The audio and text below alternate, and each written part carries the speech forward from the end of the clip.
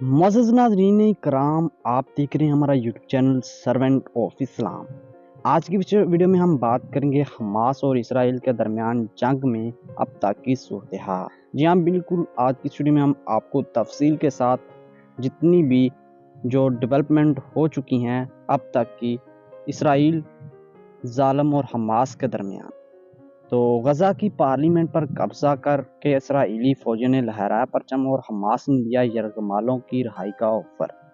Israel ने दावा किया है कि गज़ा पट्टी पर हमास का कंट्रोल पूरी तरह ख़त्म हो गया है। इसराइली फौज ने गज़ा की पार्लियामेंट और गज़ा सिटी में हमास की तरफ से चलने वाले सरकारी अदारों पर कब्जा कर लिया है।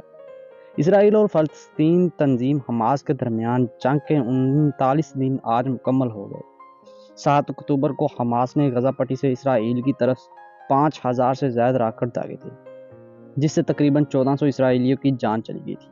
इसके बाद से इसराइल ने गज़ा पर हमले की कार्रवाई जारी रखे हुए है। हमास से आर पार की जंग में इसराइली फौज गज़ा में घुसकर ज़बरदस्ती बमबारी कर रही है। इस दरमियान खबरें सामने आ रही हैं कि इसराइली डिफेंस फोर्स IDF के फौजियों ने गज़ा में हमास की पार्लियामेंट समेत कई अहम अदारों पर कब्जा कर लिया है। खबर रसां एजेंसी AFP की रिपोर्ट के मुताबिक इसराइल ने अपनी दावे में कहा है कि हमास गज़ा पट्टी पर अपने कंट्रोल से महरूम हो गया है। इसराइली फौज ने गज़ा की पार्लियामेंट और गज़ा सिटी में हमास की तरफ से चलने वाले दीगर सरकारी अदारों पर कब्जा कर लिया है। इसराइली फौज ने एक तस्वीर भी शेयर किया जिसमें इसराइली फौज हमास की पार्लियामेंट पर अपना परचम लहराते हुए नजर आ रहे हैं। इस तस्वीर में इसराइली फौज के जवान हमास की पार्लियामेंट में स्पीकर की कुर्सी पर बैठे दिखाई दे रहे हैं। इसराइली फौज ने इस तल्लक से एक बयान जारी किया जिसमें कहा कि हमारी आर्मी यूनिट ने हमास की पार्लियामेंट और सरकारी इमारतों, हमास के पुलिस हेडक्वार्टर और एक इंजीनियरिंग फैक्ट्री पर कब्जा कर लिया है। यह फैक्ट्री असलहों की प्रोडक्शन और डेवलपमेंट के लिए एक अदारे की शक्ल में काम करती थी। इसराइली वजीर दिफा यूफ गैलेंट का भी एक बयान सामने आया जिसमें उन्होंने कौमी टेलीविज़न से खिताब करते हुए कहा है कि गज़ा पट्टी पूरी तरह से हमारे कंट्रोल में है। अब हमास के जंगजू जनूब की तरफ भाग रहे हैं, वहाँ के मकामी लोग हमास के ठिकानों पर लूट-पाट कर रहे हैं। इन सब के दरमियान गज़ा के बेशतर अस्पतालों और क्लिनिक सेंटर में हालात बदतर होते जा रहे हैं। गज़ा के सबसे बड़े अस्पताल अल शफा के दरवाजे के बाहर इसराइली टैंक खड़े हैं और बमबारी हो रही है।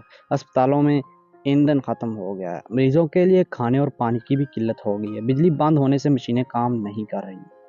ICU में मरीजों और इंक्यूबेटर में नौज़ायद बच्चों की हालत नाजुक हो रही है। अल शफा अस्पताल के चीफ के मुताबिक अस्पताल के कैंप में एक साथ 179 लाशों को दफनाना पड़ा।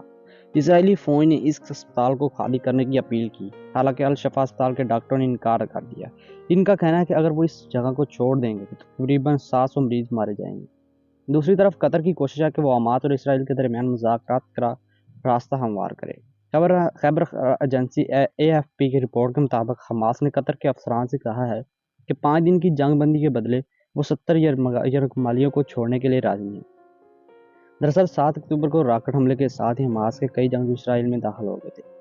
हमास के जंगजू में कई लोगों को हलाक कर डाला तो कम अज कम 250 लोगों को यरगमाल बनाकर अपने साथ ले गए थे। इनमें गैर मुल्की शहरी भी शामिल हैं। यरगमाले में कई लोगों की मौत की खबरें भी सामने आई। आज की वीडियो में हम आपके सामने सिर्फ इतना ही लेकर हाजिर हुए हैं, और अगर आपको चाहिए इस तरह की इन्फॉर्मेशन डेली, आपने हमारे कमेंट बॉक्स में हमें बताना है और वीडियो को लाइक करके हमें बताना है कि क्या रीच पड़ती है, ताकि हम डेली आपके लिए आपकी मोहब्बत के साथ वीडियो लेकर आते रहें और आपको इसराइल और ज़ालिम इसराइल और गज़ा के दरमियान जंग के बारे में डिटेल के साथ बताते रहें। और डेली की खबर जानने के लिए हमारे YouTube channel servant of Islam को सब्सक्राइब करें और वीडियो को लाइक करें और दोस्तों के साथ ज़रूर शेयर करें। मिलते हैं नेक्स्ट वीडियो में। अल्लाह हाफ़िज़।